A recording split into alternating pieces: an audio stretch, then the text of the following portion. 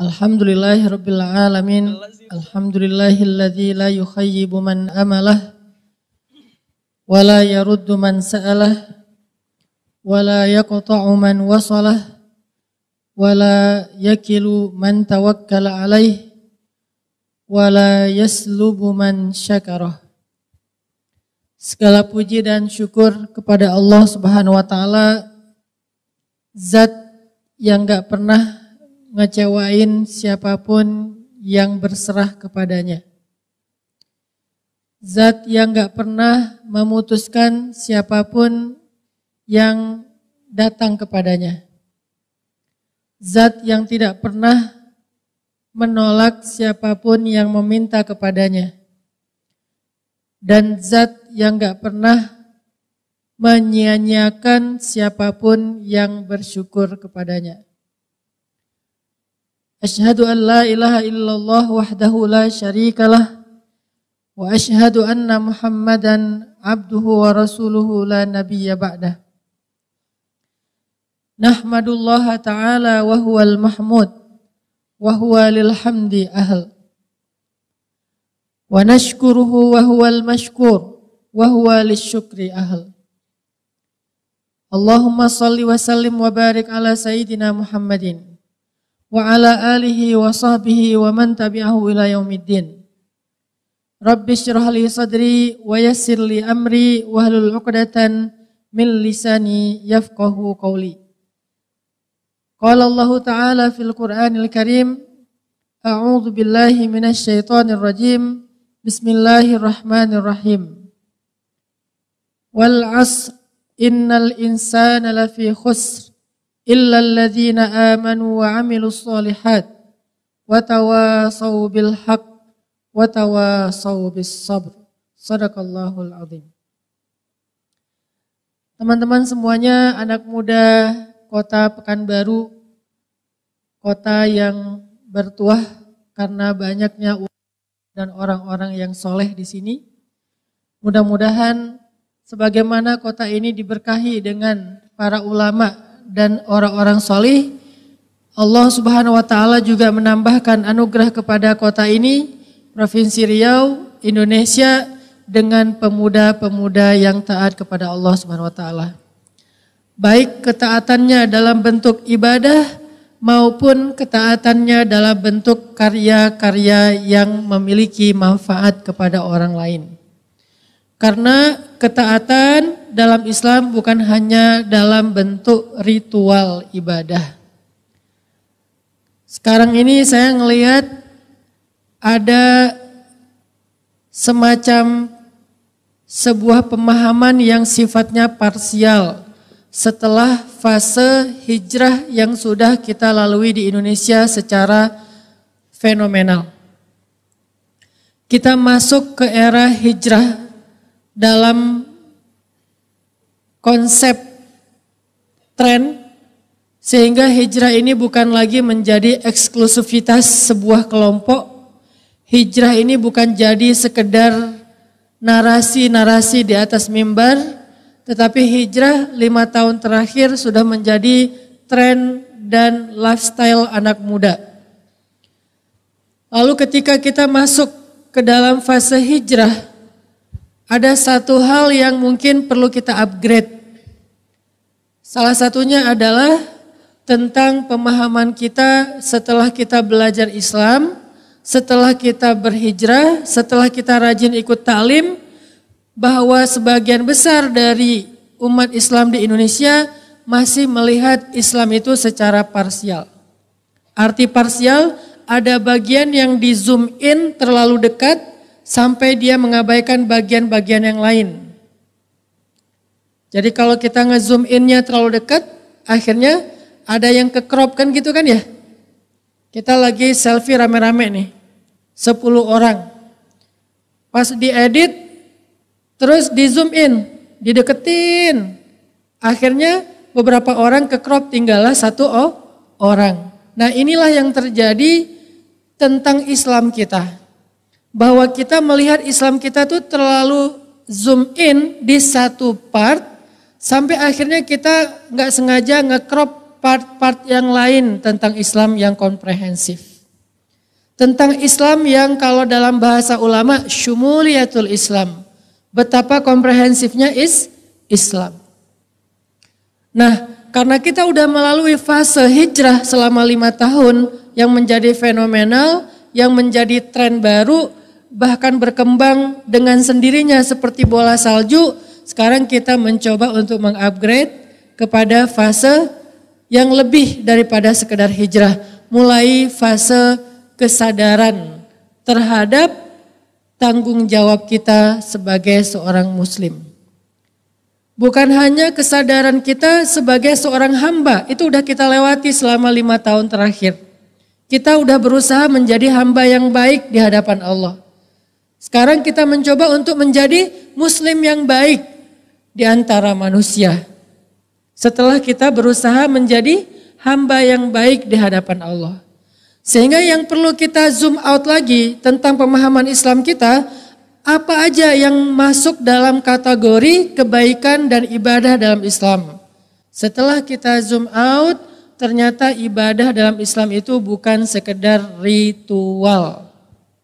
Bukan sekedar sholat, zakat, puasa, haji, umroh, tilawah. Walaupun semuanya baik. Tapi kalau kita hanya larut dalam ritual-ritual pribadi, dalam ritual-ritual eksklusif yang kita lakukan sendiri atau berjamaah kecil, maka Islam kita belum sempurna. Kenapa belum sempurna? La yu'minu ahadukum hatta yuhibba li akhihi ma yuhibbu li nafsihi. Man kana yu'minu billahi wal yaumil akhir falyakul khairan aw liyasmut. Man kana yu'minu billahi wal yaumil akhir falyukrim dhaifah, falyukrim jarah, dan banyak lagi teks-teks ayat dan hadis yang mengajarkan kepada kita tentang makna menjadi muslim yang lebih utuh. Ternyata menjadi muslim yang lebih utuh gak cukup sekedar menjadi orang yang secara personal dia menampilkan penampilan seorang muslim yang khas. Walaupun penampilan muslim yang khas itu lebih identiknya dengan cewek. Kalau cowok dia agak lebih umum. Penampilan saya islami enggak? Enggak islami Ustadz, kayak genrenya kayak reggae katanya. Karena menurut sebagian orang secara parsial memahami Islam itu hanyalah dengan penampilan tertentu ya. Saya dulu ketika masih kuliah di Mesir, awal-awal datang ke Mesir pakai sarung. Karena saya anak pondok, 6 tahun belajar di pondok. 3 tahun pondok tahfiz, 3 tahunnya pondok modern. Karena di Mesir, waktu itu masih awal-awal, masih baru, masih bawa kebiasaan di Indonesia, kalau sholat ke masjid pakai sarung. Ke masjid aja tuh pakai sarung. Sholat subuh lagi. Pas beres sholat subuh, teman-teman anak Mesir nanya, Hanan kamu baru nikah katanya. Saya bingung, kok dia nanya baru nikah, ini nyindir, nanya atau mau ngebully. Udah tahu saya jomblo sih, baru diputusin. Curhat. Kamu baru nikah gitu. Saya bilang, enggak, emang kenapa? Kok pakai sarung? Emangnya ada apa salahnya dengan sarung? Saya bilang. Kata mereka di sini itu di Mesir, sarung itu adalah pakaian pengantin baru. Dan biasanya enggak dibawa keluar rumah. Jadi kalau kamu pakai sarung keluar rumah sholat subuh, kesannya enggak sempat, buru-buru gitu ya. Saya langsung astagfirullahaladzim innalillah. Sejak itu saya kalau ke masjid di Mesir nggak pakai sarung lagi. Takut disangka buru-buru. Apa pelajarannya? Ternyata itu tidak di semua tempat menjadi pakaian khasnya muslim. Di Indonesia ya secara kultural itu adalah pakaian khas pondok pesantren, Islam, tetapi di tempat yang lain itu pakaian umumnya orang, seperti di India sarungan semua. Atau di Mesir, di Arab pakaian pengantin baru. Di Eropa mungkin apalagi kesimpulannya, yang jelas kalau untuk cowok dia lebih general, lebih umum. Enggak ada kekhasan kecuali lebih kepada menutup aurat. Dan batasan aurat cowok itu lebih gampang daripada cewek. Kenapa? Karena cewek itu terlalu berharga. Kalau cowok kurang berharga kita mah. Ya, cowok-cowok kenapa kok nggak ribet? Karena nggak bernilai. Mereka tuh tergeletak di jalan juga nggak ada yang mau. Cowok ya. Kalau cewek dari ujung rambut sampai ujung kaki semuanya bernilai. Terlalu keren cewek tuh. Terlalu istimewa. Makanya Allah mengistimewakan perempuan karena Allah melihat perempuan ini istimewa penciptaannya dari ujung rambut sampai ujung kakinya semuanya keren, semuanya bernilai, semuanya bisa bikin fitnah. Arti fitnah itu bisa bikin masalah. Makanya disuruh tutup. Ternyata Islam bukan hanya terbatas dari sisi penampilan atau masuk lagi kepada ritual. Tapi kita mencoba untuk menjadi muslim kafah dalam perilaku, dalam hubungan sosial kita dengan orang lain, dalam bersosial media. Semuanya harus diwarnai dengan warna Islam. Sibghatallah wa man ahsanu minallahi sibghah. Jadi warna kita, celupan, warna kita itu bukan cuma celupan warna ritual. Jadi yang disebut dengan Islam bukan hanya agama spiritual. Sehingga kesannya hanya dalam urusan spiritual kita cari dalil. Tapi dalam urusan yang lain gak pakai dalil. Dalam urusan spiritual kesannya berpahala, yang lain sia-sia.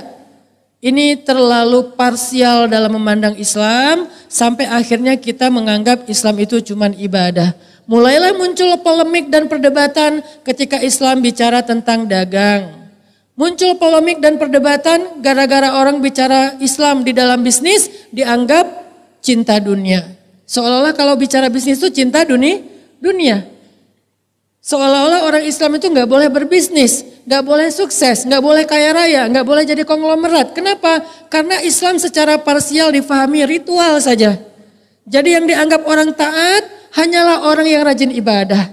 Sedangkan orang yang rajin mencari rezeki yang halal nggak disebut orang yang taat. Kenapa? Zoom in-nya kedalaman. Akhirnya kita mengabaikan, mengcrop bagian-bagian lain yang nggak bisa dipisahkan dari keutuhan Islam.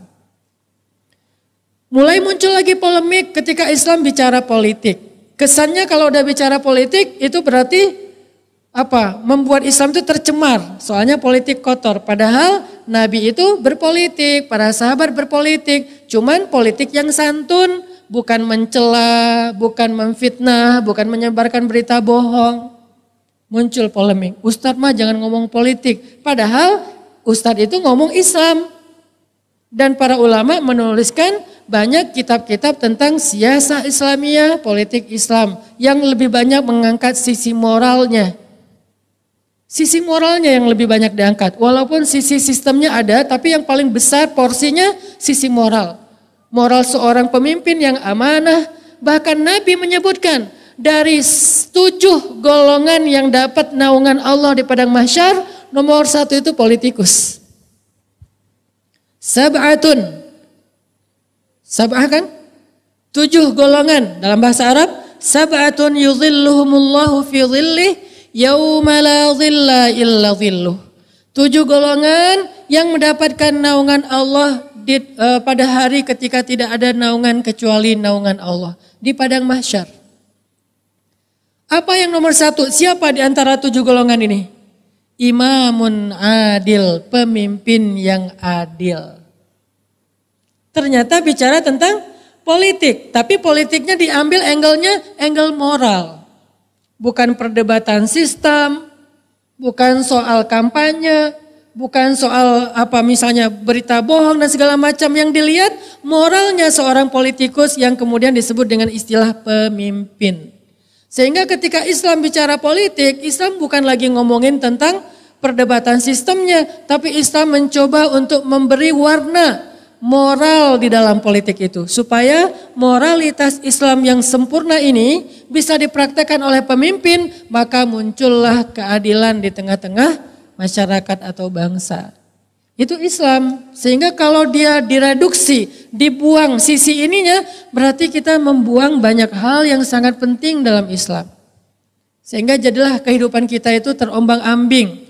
Karena nggak seimbang antara satu dengan yang lain. Ibarat burung cuman punya beberapa helai sayap tapi yang lainnya dicopotin. Akhirnya kayak pesawat baling-balingnya atau mungkin ada bagian-bagiannya yang dipreteli akhirnya nggak bisa terbang. Begitu juga dengan Islam. Makanya dalam sharing time atau kajian-kajian saya sekitar 3 bulan terakhir saya mulai mengupgrade pembahasannya. Kalau dulu kita membahas lebih kepada motivasi-motivasi nikah muda, jomblo fisabilillah. Itu ikonnya ya. Sekarang udah nggak terlalu banyak ngebully jomblo, udah taubat. Daripada didoain terus sebagai orang yang terzolimi kan ya. Jadi saya upgrade dikit membahas tentang hal-hal yang mungkin lebih luas lagi dari jangkauan pribadi. Mulai menjadi seorang muslim yang peduli kepada orang-orang yang ada di sekitar kita. Mulai mengangkat perilaku-perilaku sosial kita, termasuk perilaku kita di sosial media. Kenapa? Banyak orang mengira sosial media itu bukan bagian dari hal yang perlu dibahas di mimbar dakwah.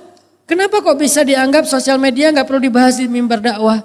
Padahal orang Indonesia menurut survei, orang Indonesia itu pakai sosial media dalam sehari rata-rata 6 jam. Ini survei tahun 2018, kalau sekarang mungkin udah nambah. Sosial media dipakai oleh orang Indonesia rata-rata sehari itu 6 jam. Ada yang lebih, ada yang kurang. Bahkan dulu kita menganggap sosial media ini identik dengan anak-anak muda. Kalau sekarang udah banyak nenek-nenek milenial. Yang mereka lebih update lambe turah daripada kita. Saya pernah sama istri lagi ngobrol gitu kan, terus kita kayak gak sengaja jadi ngomongin trending topik tentang satu artis lah. Ini nikah sama ini loh, kita gak akan ngebahas sesuatu yang sifatnya aib. Kalau nikah kan bukan aib kan, si ini mau nikah sama ini. Kok bisa sih gitu kan, segala macam lah. Kalau aib kita gak berani bahas, takut jadi memakan bangkai. Kalau pernikahan itu berita baik, dibicarain lah saya sama istri. Kebenaran salah satu artis itu nge-follow saya, jadilah kita ngomongin. Pas ngomongin, kata mertua saya, umurnya udah 60 tahun, oh enggak gitu ceritanya. Hah, saya kaget. Kok mertua saya lebih update daripada saya? Emang gimana Bu? Gini ceritanya, pembantu saya juga ngomong, gitu Pak ceritanya, pembantu lebih update daripada saya. Artinya ini namanya pembantu milenial, mertua milenial, nenek-nenek milenial. Sekarang nenek-nenek punya channel YouTube. Subscribernya gede. Artinya sosial media itu udah jadi realitas kehidupan kita. Jangan dipisahkan seolah-olah mimbar dakwah ini aib dan haram membahas sosial media. Sejak kapan? Bukankah mimbar dakwah itu salah satu mimbar narasi tentang kebutuhan masyarakat? Memberikan solusi dalam bentuk ajaran-ajaran moral, perilaku, sehingga termasuk dalam sosial media. Emang ada Ustadz ayat-ayat sosial media? Banyak. Cuman terjemahannya tidak diterjemahkan dengan bahasa sosial media. Like. Mencari like dari Allah. Orang bingung, mencari like dari Allah. Sejak kapan Allah nge-like postingan kita? Gitu kan ya? Like itu kan bahasa Inggris, artinya suka kan? Salah satu cara mencari suka atau cintanya Allah gimana? Innallaha yuhibbut tawwabin wa yuhibbul mutatahhirin. Allah suka banget, cinta banget kepada orang yang bertaubat dan yang membersihkan diri. Berarti salah satu cara kita mendapatkan like dari Allah itu istighfar. Salah satu cara kita ngedapetin like dari Allah itu taubat. Ini yang ringan-ringannya, nanti dinaikin lagi tuh porsinya, ditambah. Gimana? Membahas perilaku kita di sosial media, cowok dan cewek. Salah satunya apa? Kalau kita chat, ada enggak fikih chat? Nah ini harus dibahas, kenapa? Ini perilaku, fikih chat syariah. Ada juga istilah kayak gitu ya, fikih chat syariah. Bukan chat fisabilillah ya, chat syariah. Gimana chat yang syariah? Terutama cowok sama cewek, jangan banyak pakai emoticon. Itu salah satu tutorial fikih chat syariah. Jangan kirimin emoticon. Kalaupun mau pakai emoticon cuma satu. Yang lain gak boleh. Cuman ini doang yang boleh. Makasih. Udah. Kalau mau agak sopan dikit, makasih, titik, titik, titik. Jangan makasih. Itu bukan sopan, tetapi maaf, agak sedikit gitu deh. Gak tega nyebutnya. Kenapa? Karena dia menggunakan emoticon. Mungkin bukan emoticon, tapi i-nya kebanyakan. Apalagi pakai ch, makasih, yah. Bacanya juga keselak gitu kan ya. Apa ini yah teh? Mau bilang yah gitu kan ya. Kayak mendesah gitu. Gak boleh. Terus gimana dong Ustaz, udah banyak emoticon masa gak dipakai, apalagi di Line. Kan lucu-lucu tuh emoticonnya. Di Telegram kan bisa bikin sendiri tuh emoticonnya. Masa gak dikirimin? Gak apa-apa, sabar. Kumpulin aja dulu. Begitu beres akad nikah, kasih semuanya. Emoticon, kirimin yang banyak. Sehari kirim 100 emoticon, mangga. Sampai dia enak dengan emoticon. Tapi sebelum halal, sebelum nikah cuman satu yang boleh. Makasih. Udah. Apakah ini bercanda Ustadz? Ya, tetapi serius. Kenapa? Dia perilaku. Yang dari situ muncullah banyak fitnah. Gara-gara emoticon ada yang kegeeran. Kegeerannya dibiarin terus lama-lama dia berharapnya lebih. Ternyata itu cuma harkos, harapan kosong. Setelah diharkosin akhirnya ini patah hati. Gara-gara patah hati dia nyari tower. Pengen bunuh diri ya. Towernya ketinggian, turun lagi gak jadi kan. Nah semua itu adalah fitnah, ujian, masalah yang muncul berawal dari sebuah emoticon. Belum lagi selfie, lebih bahaya. Saya kemarin jalan-jalan ke Korea. Saya baru tahu skincare gara-gara di Korea. Dari dulu tuh disuruh pakai apa untuk ngerawat wajah segala macam, saya nggak mau. Kenapa? Cowok masa pakai gitu-gituan? Tapi pulang dari Korea bawa Laneige. Ya. Kenapa Ustadz kok bawa Laneige? Just tip. Bukan dipakai sendiri. Nah pas di Korea kan saya ketemu temen, si Chan, mungkin teman-teman tahu lah ya. Si Chan itu artis drakornya Korea, main drama Korea namanya Sassy Girl. Dia jadi kayak pemeran apanya lah gitu, mungkin figuran lah ya, bukan pemeran utama. Tapi figuran Korea juga mungkin kalau di Indonesia itu udah jadi artis ngehit banget, saking kerennya. Itu cowok, saking beningnya, saya tuh jadi nggak berani ngelihat. Pas saya keluar dari bandara disambut sama Chan, sadanan, gitu-gitu kan cowok-cowok orang Korea kan gitu-gitu kan. Untung dia nggak gini kan, kalau gini saya langsung gitu-gitu. Sadanan gitu saya, astagfirullahaladzim. Terlalu mulus, terlalu bening. Jadi kita ngelihat dia tuh kayak, aduh kayak cewek Saking gantengnya jadi kita bilangnya cantik. Itu tuh terlalu bening, terlalu mulus. Udah, jalanlah kita main seru-seruan. Udah beres malamnya sampai di sebuah daerah anak muda banget di Korea namanya Hongdae Street. Masuk ke daerah Hongdae Street kita kayak nonton street dancer tapi yang cowoknya bukan yang ceweknya. Udah gitu kita duduk sebentar. Aku bilang ke si Chan, yuk kita selfie bareng. Dari seharian kita jalan gak ada selfie-selfie-nya. Oh iya ya Ustadz, pakai kamera saya aja. Saya pikir kamera dia karena lebih bagus kali ya. Enggak, sama aja sih biasa kan sama-sama pakai yang produk Korea gitu. Gak usah disebut karena gak di endorse. Keluar nih kamera dia nih. Saya pikir dia mau selfie doang, ternyata entar saya nyalain lampu dulu. Saya pikir lampunya flashlight kan. Enggak, lampunya tuh sekeliling kamera dipasang lampu. Jadi itu Korea gitu banget coba. Di sini tuh dipasangin lampu nih. Jadi nyalain gini. Saya bilang, Chan, kamu tuh udah bening, udah glowing kayak gini ngapain lagi pakai lampu? Gelap kata dia. Apanya yang gelap? Kamu? Oh saya. Saya pikir dia yang gelap, ternyata saya. Dasar pelecehan saya bilang. Udah ya foto aja. Saya bilang kalau itu mah gampang tinggal diedit. Nanti editnya bagian saya doang, biar kelihatannya natural gitu kan, baru posting. Intinya ternyata selfie juga harus pakai fikih. Karena Islam itu mencakup semua aspek kehidupan kita. Dari yang paling besar sampai yang detail-detail hal-hal sepele loh. Gimana yang hal yang sepele? Kata Nabi, la tahkiranna minal ma'rufi syai'a. Janganlah kalian meremehkan kebaikan apapun. Gak boleh diremehkan. Bab selfie dibahas kayak nggak penting banget, penting dalam Islam. La tahkiranna minal ma'ruf syai'a, janganlah kalian meremehkan kebaikan apapun, walaupun itu bahasa Arab. Walau jadi walaupun. Walau antal akhaka biwajhin talik, walaupun sekedar bertemu dengan temanmu dalam keadaan wajahmu berseri-seri. Itu aja dibahas dalam Islam. Sehingga dalam Islam senyum itu adalah sedekah. Kenapa kok senyum diibaratkan sedekah? Karena senyum itu membahagiakan hati orang lain. Sama seperti kita ngasih harta, pinjaman, duit, segala macam. Itu kan membahagiakan hati orang. Saya pernah ngasih kadang-kadang kayak beli apa gitu ya yang murah lah. Sebutlah misalnya harganya berapa mang kalau di Bandung.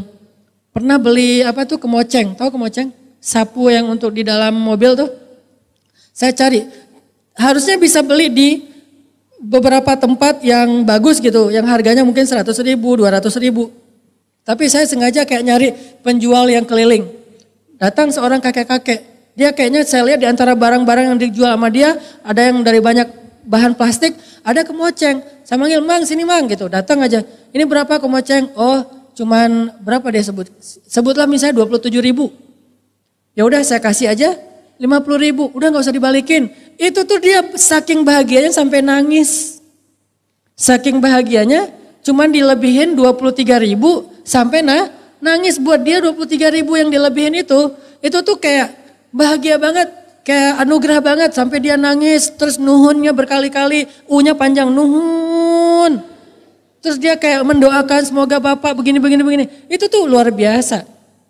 Begitu juga dengan senyum. Ketika kita tersenyum kepada seseorang, maka membahagiakan hatinya. Sehingga Nabi mengatakan, senyummu kepada saudaramu bagimu adalah sedekah.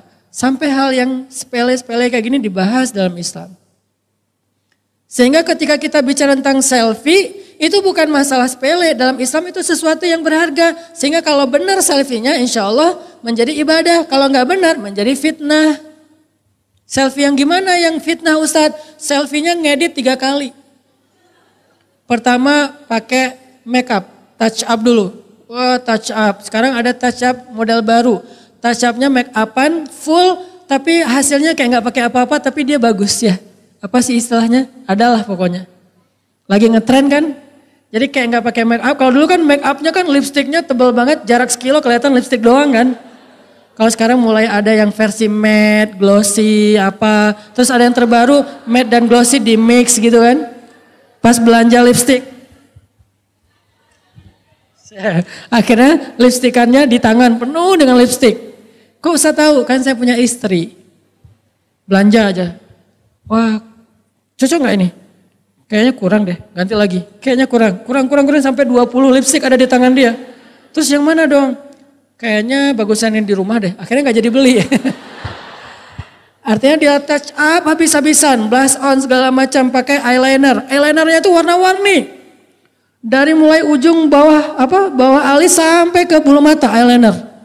Sampai ditanya sama suaminya, habis hujan deres ya, kenapa? Soalnya ada pelangi di mata kamu. Warna-warni soalnya, saking banyaknya eyeliner. Udah di touch up, habis-habisan, sampai bulu matanya sampai berat banget, mau buka mata tuh berat soalnya. Kamu kenapa sih kok kayak gayer gitu? Berat soalnya bulu matanya tebel. Akhirnya fotonya pakai kamera depan yang paling bening. Kamera depan, belakang kan agak-agak kurang jelas ya, kamera depan tuh yang paling bikin happy lah udah. Udah beres, foto pakai kamera depan, sebelum diposting edit dulu pakai aplikasi gratisan. 3 kali ngedit, baru posting. Sehingga yang lihat, Masya Allah nih tipe gua banget nih. Pas ngelihat di sosial media, Masya Allah. Pas ketemu, a'udzubillah gitu kan. Nah itu namanya fitnah. Itu namanya fitnah. Gak sesuai dengan aslinya. Karena aslinya, Masya Allah 2 kali lipat lebih cantik daripada hasil editan. Jangan suuzon dulu. Intinya teman-teman, selfie itu juga bisa jadi fitnah. Tapi selfie juga bisa jadi sesuatu yang baik kalau misalnya dia masih sesuai dengan syariah. Selfie gak usah terlalu berlebihan. Jangan selfie jaraknya dekat udah gitu. Ini tuh hanya dipakai buat yang halal. Kalau suami kita datang, Boleh. Yang nggak halal, udah gini aja. Nggak usah diginiin, udah gini doang. Gini artinya apa? Kerdil.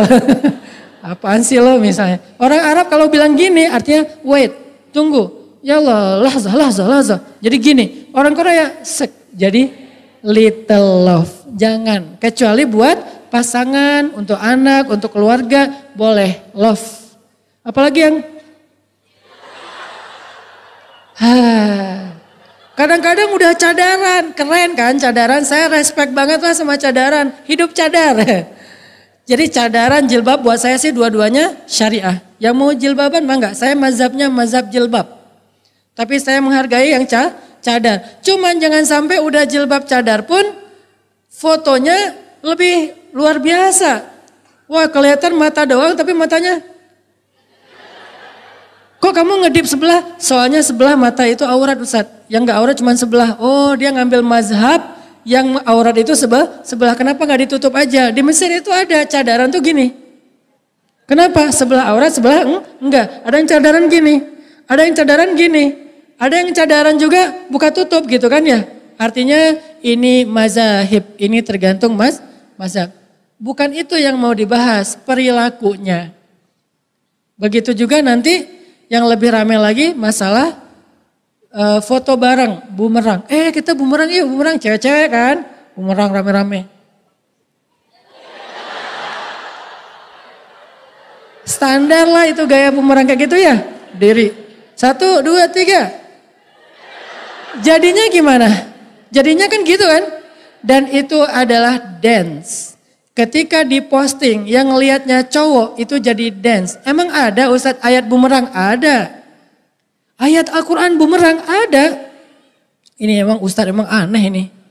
Mana ada ayat Al-Quran tentang bumerang? Ada. Baca surat An-Nur. Salah satunya Allah berfirman. Wahai perempuan-perempuan yang beriman. Janganlah kalian menghentakkan kaki kalian ketika kalian berjalan. Karena itu akan memperlihatkan lekuk tubuh kalian. Menghentakkan kaki.